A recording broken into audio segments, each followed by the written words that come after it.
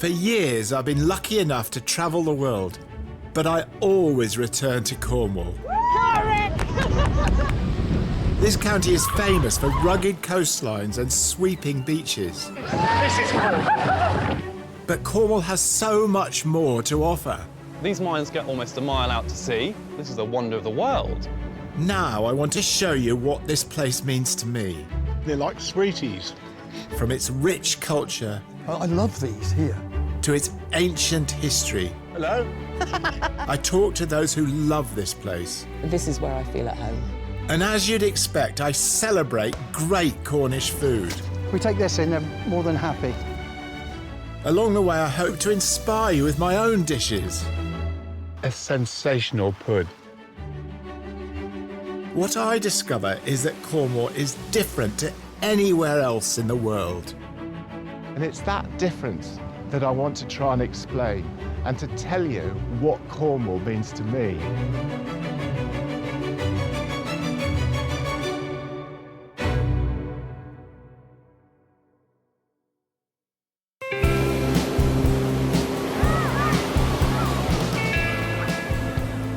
Cornwall is most loved for its beautiful coast, which provides so much pleasure to everyone. Yet put down your surfboard for a moment, take a trip inland, and you'll find that Cornwall has some of the best grazing land in the country.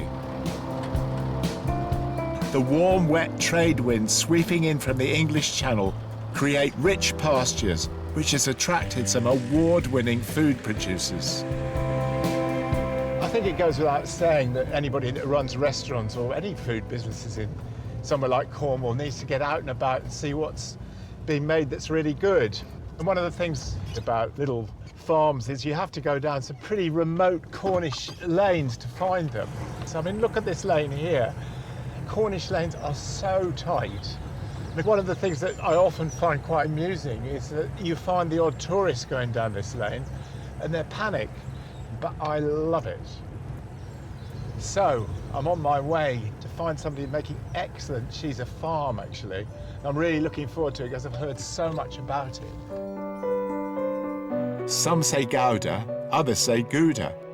This cheese, first made over 800 years ago in the city of Gouda in the Netherlands, is one of the world's most popular. Astonishingly, it makes up half of all the cheese we eat. This story begins just over 20 years ago when a Dutch family, eager to have their own dairy farm, emigrated to the lush grasslands of Cornwall, where they could afford to have a herd of 200 pedigree Holstein Friesians. But when milk prices plummeted, their son, Giel Spearing, with a little Dutch courage, began to make Cornish Gouda to rescue the family business. So, Gil, how did all this start? Yeah, so my parents moved from the Netherlands in 1998 to Cornwall. Just for milk? Just for milk, yeah, for dairy. But just over the years, the milk price has never really been very good and it never picked up and it was always a struggle. I was just thinking, you know, people often say bottled water's more expensive than milk. Yes, yeah, it is, yeah, bottled water, fizzy water, stuff like that, yeah. Yeah. So in 2012, I came home from school to a for sale sign on the farm gate. Oh, God, and, really? Yeah, that kind of hit me a little bit, and then it was like, oh, actually, yeah, they are, you know, deadly serious and going to sell up. So I sort of said to them, you know, what about trying to diversify and seeing if we can, yeah, make ends meet another way? So they were like, yeah, if you're enthusiastic and keen to sort of try and diversify, then we're on board. Like, let's give it a go. How old were you at the time? I was 17 at the time. So what did you know about cheese then? Nothing, absolutely nothing. But my so my grandma made cheese during the war, and my grandma on my mum's side, she made cheese with my mother in the Netherlands. Making Gouda is a family affair, and in Holland, cheese-making techniques are a closely guarded secret, passed down through the generations.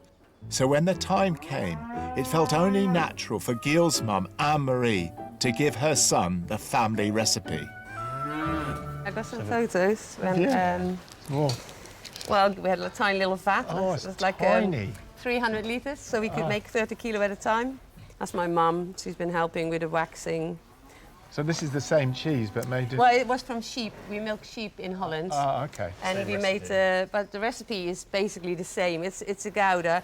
Who's that? That's Gil. Of course it is. With a little clock. I was 6 when we moved here, so... Really? Yeah, In a way, what you would have seen then, you pick up by osmosis. I think cheese. That you sort of like, as a kid, because I'd never learned how to cook, I just watched my mum, and you'd have watched your mum. You learn without realising, I think. You pick up more than you think. Yeah, I do agree with that. So then he turns 17 Yeah. and says, hey! Yeah. I was thinking, you know, you're calling it Cornish Gouda, but I think as you're Dutch anyway, it's perfectly all right. Yeah. And this is the stuff, you know, this is what makes it Cornish. This is where the flavour is really coming from. You know, Cornwall grows the best grass there is. They love it, and that's where a lot of the flavour sits for the cheese making. I just remember, like in the early summer, the restaurant would sell a lot of local clotted cream. Yeah. And the cream is so yellow with the grass in the early summer that I actually said to the farmer, I said, you put dye in your cream. He was like so upset with me. Gil's herd of Friesians are allowed to roam, but to make the best possible Gouda, Gil has discovered that it's better to feed his cattle with fresh premium grass, which helps to give his award-winning cheese its flavour. Talk about a feeding frenzy. I thought I'd seen everything in farming, but this is a new one to me. What I'm really loving is these cattle are seriously enjoying it. They're just going mad because it's such lovely grass. And think about it. I mean, most of the time, in most farms, they'd be wandering around pastures all day long looking for grass. It's a lot of effort. It's brought to them. They're the most pampered cattle in the country, I'd say. Well, let's go and have a look at the cheese being made, I would suggest. Yeah. If it's all right with you. Yeah, of course it is. Yeah, please. Gil has established his cheese-making operation in an old Nissen hut, used to house tanks during the Second World War. So this is our cheese production room. This is where we make the cheese. So this is Sophia, who's making cheese today. Hi, Sophia. And Sophia's already done the pasteurising of the milk, so you low pasteurised it. She's added the cultures, she's added the rennet. The enzyme rennet has been added to the milk. This curdles the milk to make curds, which are the solids you see. The liquid, the whey, is a byproduct. The constant turning of the knives helps separate the curds from the whey. The curd is also washed with warm water to reduce its acidity. We cut it to about 1 centimetre cubed. Yeah. But then while we're washing it, shrinks and gets even smaller again. I'm loving these paddles. They're quite sort of like mesmeric in a way, aren't they? You could get hypnotised watching them all day long. Very much so.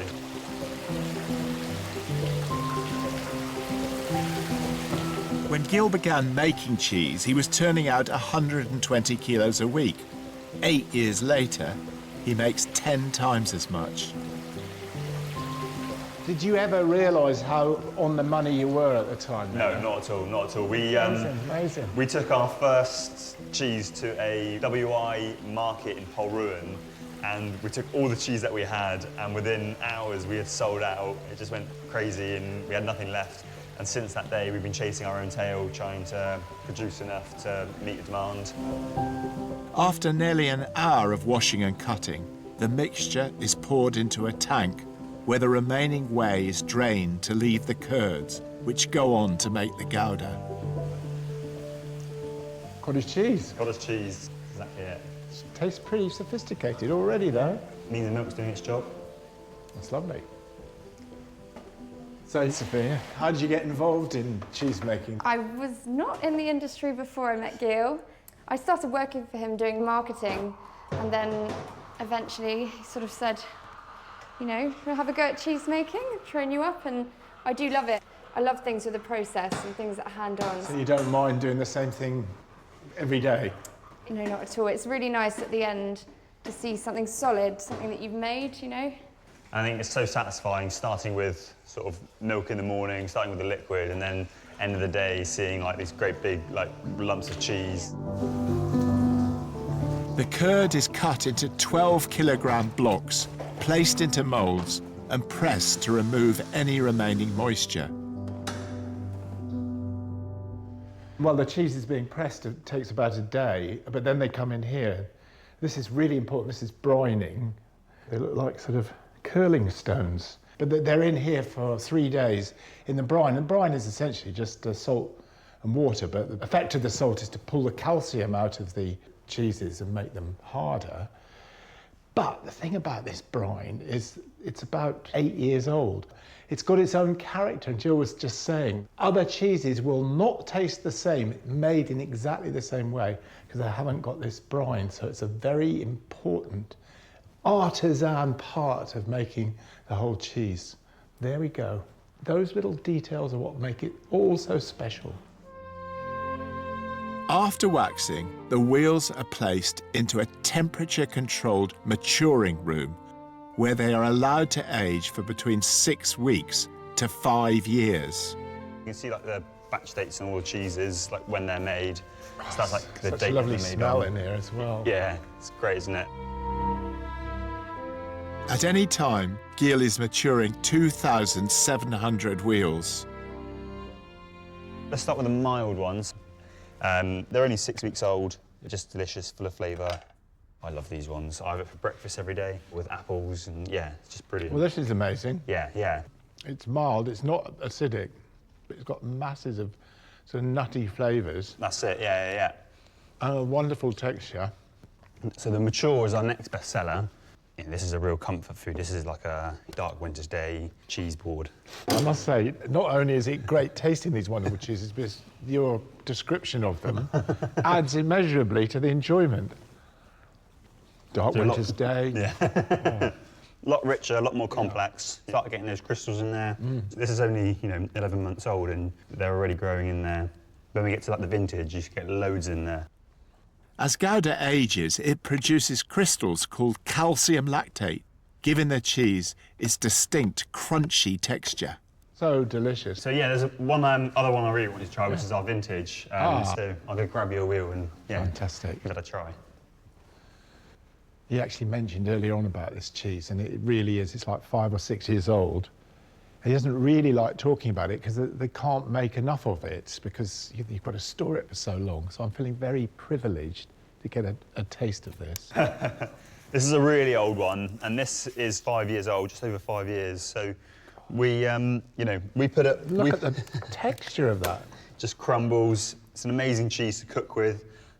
Such intense flavour, so you don't need very much of it. This here, really, you want your heavy red wines. It's an amazing cheese. Right, here we go. Fingers off. Oh, maestro. Something special. That is this so one. good. Yeah. I love the crystals in there. I mean, that is like a great Parmesan. Definitely, I mean, yeah. I'm sure you're going to say it's better, but it's very similar, It's, aged Parmesan. Yeah, I prefer it because it's got the, it's still got moisture in there.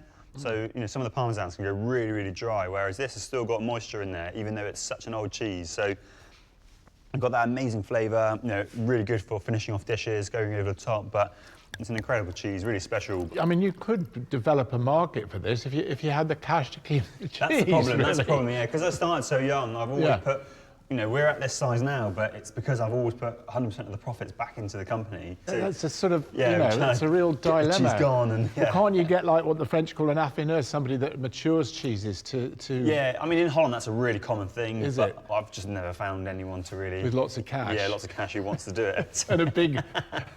Big warehouse. Yeah, they're almost warehouse, but I mean, it is Yeah. lovely. But I bet you, if you're a sort of international gourmet, you would not think a cheese of that quality came from this little county.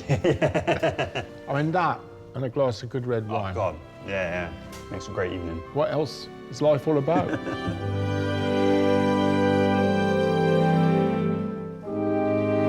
Being around all this Gouda has given me an idea for something special to cook. But before I do, I just need one final ingredient. What I love when I'm cooking outdoors is finding things where I am and using them. I just noticed these apples. I'm going to do a Mexican dish. It's a pancake called a quesadilla. It's with cheese. And it reminds me of when I did some filming in Mexico. The quesadillas were what I crave for every day. So I'm going to put some autumnal apples into them and Cornish Gouda cheese. It's going to be quite special. So, more of them later, because the first thing I'm going to do is make what's called a pico de gallo. It's a salad to go with the quesadillas. Pico de gallo just means rooster's beak. Every bit of the salad should be small enough for a rooster to pick it up in his beak. Once you've chopped the tomato, add 1 white onion and a green chilli. Be very careful with your chilies. Just take the seeds out. That'll take most of the heat out.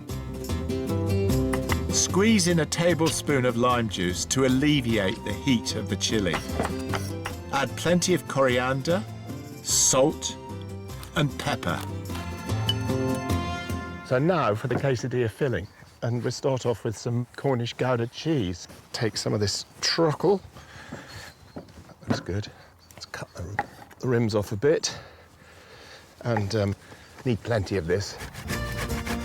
I'm using a mature Gouda, one that's aged for about a year, to give the filling a rich flavour. Perfect for cooking. Next, dice another onion and finely chop the apple. Melt a knob of butter in a hot pan, then add the apple and onion along with a sprinkling of pepper. So what I'm looking for here is caramelisation. So we'll just cook the onions and apples down, but particularly the onions till they start to brown. Then you get that lovely sweet caramelised flavour. Actually, this will be quite a sweet dish because there's an awful lot of sugar in onions as well as obviously in the apples. But the apples will be lovely and sharp as well with the cheese.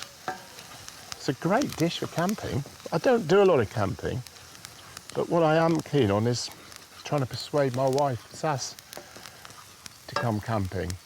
But I think she'd like proper tents, you know, like a yurt and proper beds and all that, not just something you put up out of the back of the car. Caramelise the mixture for about 5 minutes, making sure it doesn't become mushy. You still want a little crunch. Now for the tortilla. I'm cheating, using flour ones from the supermarket, as they're easier to buy than make, especially on a camping trip. Now the cheese. Just let that melt a little bit now.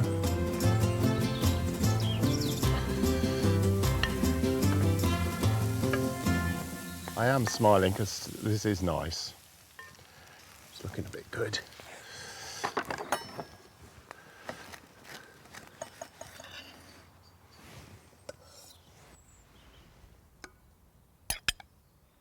Now the bit I always like, because I am hungry.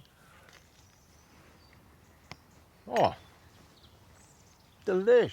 Because you've got European autumnal taste with the apple and the onion, and then the coriander. It's such a sort of pleasant addition, I suppose. And that rich and nutty flavour of the Gouda just makes it. Next time you go camping, make quesadillas and pico de gallo salsa. Please.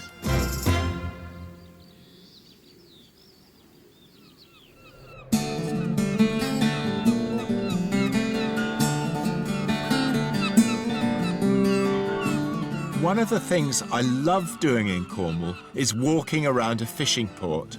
It reconnects me with the people who work so hard to bring home the fish, which in turn inspires me to cook.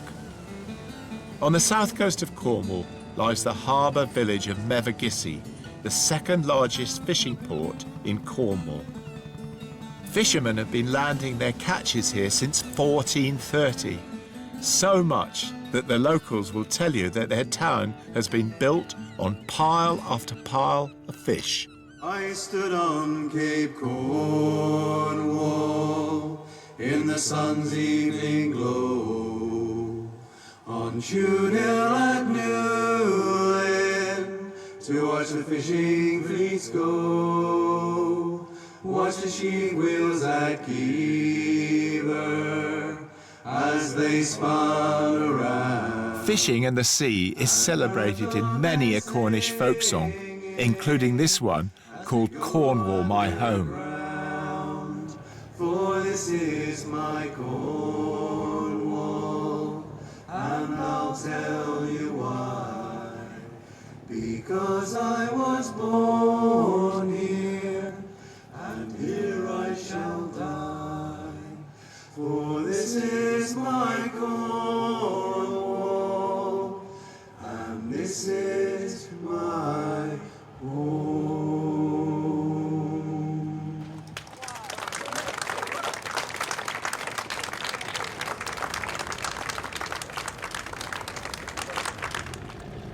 I have to say, I think Mevagissey is probably one of the prettiest fishing villages in Cornwall, if not in the whole country. I think it's partly because it's steep-sided, and if you look at all those houses up there, they're so nicely painted. You could imagine the number of amateur artists which would paint that scene. I'm sure if I went into any shop along the quay there they would be. But right back to the 17th century, the prosperity of Mevagissey was built on one fish, the pilchard, now known as sardines. That and a little bit of smuggling. And in the early part of the 20th century, it's estimated that 75 million pilchards were landed here annually. And the pilchard shoals then were so large that killer whales would come in here, never seen since, known locally as grampus. It's a great name for a killer whale, I think, to gorge on these sardines.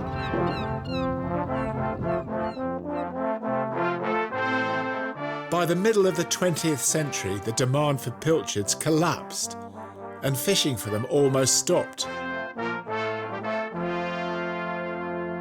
But today, the humble pilchard is making a comeback, rebranded as Cornish sardines. I'm quite keen to get some fish from the fish grill because Paul Goodenough, who's the chef of my place out in Australia in Mollymook, said I've got to visit here. He comes from Mevagissey. Good morning. Jeremy, isn't it? Jeremy, that's right. Rick. So what are you cooking? Today, Rick, we've got pollock, fresh mackerel fillets off our own boats, local scallops and Cornish sardines, which are actually caught from local ringnetters. They're butterfly filleted sardines. They're very, very popular as well. That sounds great. Oh, yeah. Could I have them all? You sure can, yeah. Oh, thanks. Have a selection of everything. Oh, brilliant. I mean, this is really unusual to actually get fish on a fish quay. Would you like to come It's in? local. Would you like to come in? No, I'll stand here. Fantastic. Now, how are you going to cook them? Oh, I'm going to put them on the flat griddle plate with a tiny bit of vegetable oil with salt and pepper added, nothing else. Perfect. As it comes. While we're cooking, tell me why you're doing this rather than fishing then. One of the reasons I started this business is because I was fed up with seeing fish going abroad. British people don't appreciate what we've got on our own shores. Yeah. The fish off the griddle is what people are really missing. And when they try the mackerel and sardines, they're really impressed. They don't realise how good it can taste, fresh from the sea. Hence the reason behind the business. It's a shame there aren't more like you. That's all I can say. To have something that is truly local is really special. I'm really looking forward to it.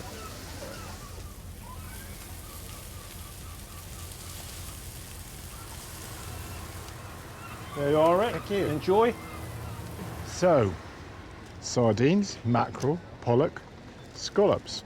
I know a lot of people don't like fish, but if you could get fish as fresh as this, there wouldn't be a problem. Try a bit of sardines, also known as pilchards, I love. Oh, and they are good. And mackerel as well. Thing about both mackerel and sardines, being oily fish, they tend to stale very quickly. And if you can't eat them caught that day, it's almost not worth eating them. But these are fabulous. And a scallop, well, to me they're like sweeties. They're so sweet, so delicious, so nicely caramelised. Honestly, these are fabulous. What shall we do with a drunken sailor? What shall we do with a drunken sailor? What shall we do with a drunken sailor? Early in the morning. Way, hey, To help them with their work and keep spirits high, sailors and fishermen have always sung sea shanties. Put him in the longboat till he's sober. Put him in the longboat till he's sober. Put him in the longboat till he's sober. Early in the morning. Way, hey, and up she rides. The Stunsel Shanty Group was founded by Tristan Netherton to keep the shanty tradition alive. Way, hey, and up she rises. Way, hey, and up she rises. Way, hey, and up she he rises early in the morning. Well, sea shanties really were used all over the world. They were a great way in which crews could work in unison. So you'd have your shanty man, and he would then do a call, and you'd have a refrain come back from the rest of the crew. And that would pretty much depend on what they were doing. So it would be a pump shanty, for instance, for pumping the bilges, or a capstan shanty, or a hauling shanty. It was a way that really the sailors could more or less lay down what happened in history. So there's a shanty called Nelson's Blood. A drop of Nelson's blood wouldn't do us any harm, and a drop of Nelson's blood wouldn't do us any harm, and a drop of Nelson's blood wouldn't do us any harm, and we'll all hang on behind. Well, the story that goes with that is that when Nelson died in Trafalgar, they then put him into either a brandy cask or a rum cask or whatever to bring him back. And apparently, by the time they got back to the UK, the actual brandy cask was dry. So it was just a way that they could portray what happened, really. And we'll roll the old chariots along, we'll roll the old chariots along, we'll roll the old chariots along, and we'll all hang on behind. Got a great voice. Thank you. One thing I always think about Mevagissey, it's synonymous with smuggling in Cornwall, isn't it? It is. So Mevagissey was the smuggling capital at the time. It was about the Napoleonic Wars, and the taxation was massive. So like there were salt taxes and things like that for the pilchards. And the only way that the Cornish really could thrive was through smuggling. So a couple of ways they'd do it would be that if you were a gig rower, for instance, they would take the gigs over to France and load up at Roscoff and then come back and then smuggle them away at a hidden cove. Or they could go through and what they used to put a sinker. So you'd have a brandy cask, etc., put a lead weight or a stone weight onto it, so it'd sit just below the water. You'd come into port, drop your load over the side, and then recover it when it was dark. Or they used to put fake floors in the fishing vessels, so they would then sandwich whatever the contraband then between the hull and then move that around that way. Well, I actually, because I'm so old, I can remember French crabbers coming in off Padstow, and often when a crabber had been in and moored overnight, maybe because of bad weather, in the local pubs there would be brandy for sale over the counter. Yes. I often wondered where it came from. We'll all hang on behind. Join me next time as I continue my journey across the ancient land of Cornwall. Every time I come to Penzance, I've got to have a pint in the Admiral Benbow. I subscribe to Pig Quarterly. Pig Quarterly. Pig Quarterly. It's a niche publication. Sourdough bread. You have to watch a professional making it. Cooked oyster, a bit of garlic and white wine. Delicious. Cornwall's got it all.